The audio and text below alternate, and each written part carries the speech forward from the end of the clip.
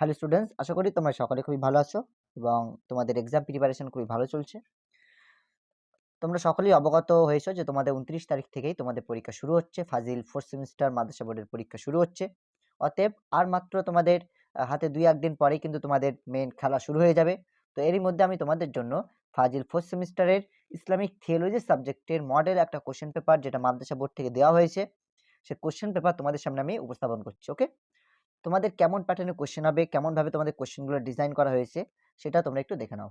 ওকে, চলো, দেখতেই পাচ্ছ এখানে লেখা আছে পশ্চিমবঙ্গ মাদ্রাসা শিক্ষা পর্ষদ সেমিস্টার ভিত্তিক নমুনা প্রশ্নপত্র, ফাজিল প্রথম বর্ষ, চতুর্থ সেমিস্টার। আচ্ছা, এখানে টাইপিংটা মিস্টেক করেছে, এটা ফাজিল দ্বিতীয় বর্ষ হবে। ওকে, চতুর্থ সেমিস্টার হবে। যেহেতু মাদ্রাসা বোর্ড বলে কথা, বিভিন্ন জায়গায় হয়তো টাইপিং মিস্টেক কোথাও, কিংবা কোথাও প্রশ্নই ভুল, কিংবা কোথাও প্রশ্নের উত্তরও ভুল, এভাবে অনেক কিছু দেওয়া থাকে।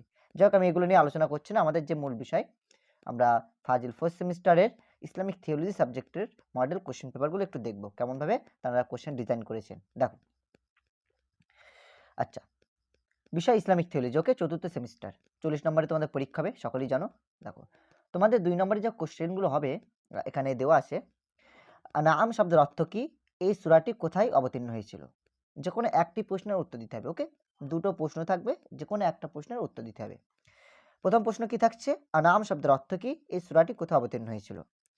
কারা কাকে নিজের ছেলের মতো চিনত? এ হচ্ছে তোমাদের কোশ্চেন। দুটো কোশ্চেন থাকবে, যে কোনো একটা প্রশ্নের উত্তর দিতে হবে। প্রশ্ন মান 2। ওকে, তারপরে তোমাদের থাকছে 3 নম্বরের প্রশ্ন থাকবে, যে কোনো দুটি প্রশ্নের উত্তর দিতে হবে। কেমন ভাবে তোমাদের প্রশ্নগুলো থাকবে দেখে নাও। আউয়াল কাহির ফাওকা ইবাদিহি ওয়া ইউরসিলু আলাইকুম হাফুজাতান। ওকে, যে বর্ণিত আয়াতাংশটির অর্থ লেখো, অতঃপর বলো এখানে হাফুজাতান শব্দের ভাবার্থ কি?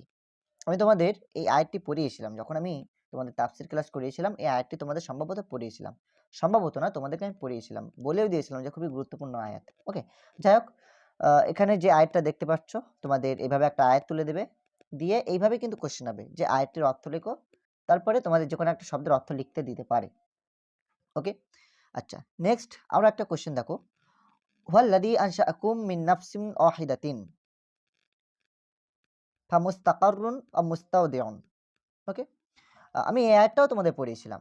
যারা আমার ক্লাসগুলো রেগুলারলি দেখো বা যারা আমাদের তাফসীর ক্লাস দেখেছিলে, তোমরা সকলেই জানো যে আমি এই আয়াতটাও তোমাদের পড়িয়েছিলাম এবং তোমাদের বলেও দিয়েছিলাম যে এই দুটো শব্দ দেখে রাখবে, খুবই ইম্পর্টেন্ট। দেখো, এখানে কিন্তু দিয়েই দিয়েছে কোশ্চেনের মধ্যে। বর্ণিত আয়াতাংশটির অর্থ লেখো, অতঃপর নাফসুন ওয়াহিদাতুন, মুস্তাকারুন, মুস্তাওদাউন, এই যে তিনটি শব্দ, এগুলোর ভাবার্থ লেখো। আমি তোমাদের কিন্তু যখন এই আয়াতটা পড়িয়েছিলাম, আমি বলেও দিয়েছিলাম যে এই শব্দ দিয়ে কিন্তু পরীক্ষায় প্রশ্ন আসতে পারে। বলতে পারে যে নাফসুন ওয়াহিদাতুন বলতে কি বোঝো? আমি চ্যালেঞ্জ করছি, আমি ভিডিওর মাধ্যমে বলেছিলাম। যারা আমার ভিডিওটি দেখেছিলে, এই আয়াতটা যখন আমি পড়িয়েছিলাম, আমি কিন্তু বলে দিয়েছিলাম। যারা ভিডিওটি দেখেছিলে সকলেই জানো। ওকে, যাই হোক, তোমাদের বোর্ডে কিন্তু এইভাবে কোশ্চেন হবে। এখানে মেইনলি তোমাদের 4টি কোশ্চেন থাকবে, যেকোনো 2টি প্রশ্নের উত্তর দিতে হবে। ওকে, এখানে কটা কোশ্চেন আছে দেখি। হ্যাঁ, 4টে আছে। ওকে, তোমাদের 4টি কোশ্চেন থাকবে, 2টো প্রশ্নের উত্তর দিতে হবে। তবে 3টেও থাকতে পারে, যেহেতু এটা মডেল কোশ্চেন পেপার, এইভাবে তোমাদের কোশ্চেন হবে। সো 4টি কোশ্চেন এখানে অ্যাড করেছে। অতএব অতএব তোমাদের 3 নম্বরের জন্য 4টি প্রশ্ন থাকবে, যেকোনো 2টি প্রশ্নের উত্তর দিতে হবে। ওকে, তাহলে 3 2 6, 6 নম্বর তোমরা পেয়ে যাবে। ওকে, তারপরে 3 নম্বর কোশ্চেনটা কি করেছে দেখি। এখানে একটা আয়াত তুলে দিয়েছে, দিয়ে বলছে যে বর্ণিত আয়াতের তাফসীর করো। ওকে, এভাবে তোমাদের কোশ্চেন আসবে। চলো, নেক্সট তোমাদের 4 নম্বর আয়াত যেটা আছে, নেক্সট তোমাদের 4 নম্বর প্রশ্ন যেটা আছে, মানে 2 এর 4 যে কোশ্চেনটা আছে, ইন্নী আরাকা আকাউমুকা ফি দালালিম মুবিন।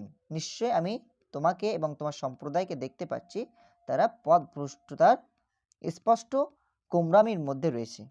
তাই তো, ফি দালালিম মুবিন মানে স্পষ্ট প্রকাশ্য গোমরামির মধ্যে রয়েছে। এই যে আয়াতটি বলছে, আয়াতটি অনুবাদ করো এবং বলো যে কে কাকে উদ্দেশ্য করে বলেছিল।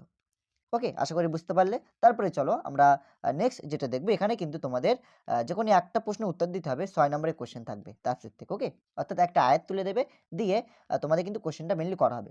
যেমন আমরা এখানে দেখি যে নিচের যে কোনো একটি প্রশ্নের উত্তর দাও 6 নম্বরের। ওকে, 6 নম্বরে একটা প্রশ্নের অ্যান্সার করতে হবে। মান জাআ বিল হাসানাতি ফালাহু আশরু আমসালিহা ওয়া মান জাআ বিস সাইয়্যাতি ফালা ইউজজা ইল্লা মিসলাহা। ওকে, এই যে আয়াতটা রয়েছে, আমি তোমাদের কিন্তু এই আয়াতটাও বলে দিয়েছিলাম যে এটা খুবই ইম্পর্টেন্ট আয়াত, তোমাদের পরীক্ষা আসতে পারে। সো এখানে কিন্তু মডেল কোশ্চেনেও যারা প্রশ্ন সেট করেছেন, তারাও কিন্তু এখানে কোশ্চেন তুলে দিয়েছেন। ঠিক আছে? আমি যেভাবেই বলেছিলাম সেভাবেই কিন্তু দেওয়া। আমি বলেছিলাম যে পুরো আয়াতটা দেবে, দিয়ে তোমাদের তাফসির করতে বলবে এবং এখানে সাইয়্যাত এবং হাসানাত এই শব্দ দিয়ে বলবে যে এই দুটোর উদ্দেশ্য কি? আমি এটাও তোমাদের বলে দিয়েছিলাম।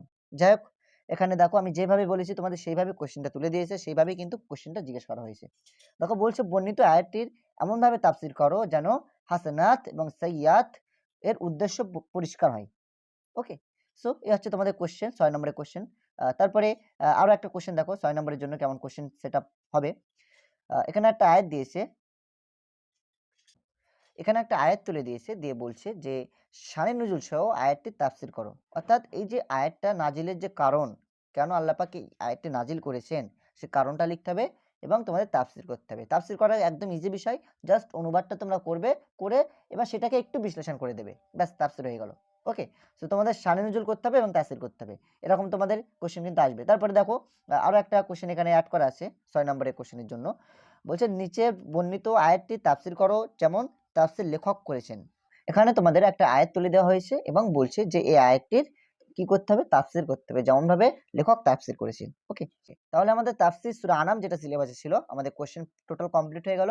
২ নম্বরের একটা কোয়েশ্চেন আমাদের লিখতে হচ্ছে। ৩ নম্বরের দুটো কোয়েশ্চেন আমাদের অ্যাটেন্ড করতে হচ্ছে। তাহলে ৬ আর ওদিকে ২, ৮ এবং ৬ নম্বরের একটা প্রশ্ন আমাদের অ্যান্সার করতে হচ্ছে। তাহলে ৮ আর ৬ কত? ১৪। এই ১৪ নম্বর কিন্তু আমাদের সূরা আনাম থেকে থাকছে এবং ৬ নম্বর থাকবে তোমাদের তারিখে তাফসির এবং উসুলে তাফসির থেকে। ওকে? আচ্ছা, এই ৬ নম্বরের জন্য তোমাদের কিভাবে প্রশ্ন হবে? দেখো এখানে প্রশ্ন দেওয়া আছে যে নিচের যেকোনো একটি প্রশ্নের উত্তর দাও। ২ নম্বরের একটা প্রশ্ন অ্যাটেন্ড করতে হবে। দুটো প্রশ্ন কি আছে? হযরত আবুল আলিয়ার পুরো নাম লেখো। মুফাসসিরদের স্তর কয়টি? উহার বর্ণনা দাও। ওকে? এইভাবে কিন্তু তোমাদের প্রশ্ন আসবে ২ নম্বরের কোয়েশ্চেন। চলো। এবারে তোমাদের একটা ৪ নম্বরের কোয়েশ্চেন থাকবে। তারিখে তাফসীর থেকে বা উসুলে তাফসীর থেকে। ওকে? ৪ নম্বরের কোয়েশ্চেনটা কেমন হবে? দেখো এখানে মডেল কোয়েশ্চেনে যেটা দিয়েছে, তাফসীরে কাশশাফের বৈশিষ্ট্যগুলি সংক্ষেপে বর্ণনা করো। মুফাসসির হিসাবে হযরত মাশরুকের অবদান সম্পর্কে আলোচনা করো। ওকে? অর্থাৎ তোমাদের ৪ নম্বরের ক্ষেত্রে কিন্তু ২ টি প্রশ্ন দেওয়া থাকবে। যেকোনো একটা প্রশ্নের উত্তর করতে হবে। ওকে? আশা করি ক্লিয়ার হলো। এই হচ্ছে আমাদের ইসলামিক থিওলজির তাফসীর বিষয়ের মডেল কোয়েশ্চেন পেপার এবং তোমরা যদি হাদিসটা দেখতে চাও সেক্ষেত্রে একটু কমেন্ট বক্সে জানাও। তোমরা যদি কমেন্ট করো তাহলে আমি তোমাদের হাদিসের মডেল কোয়েশ্চেন পেপার দেখিয়ে দেব। ওকে? চলো thank you. Thank you for watching this video.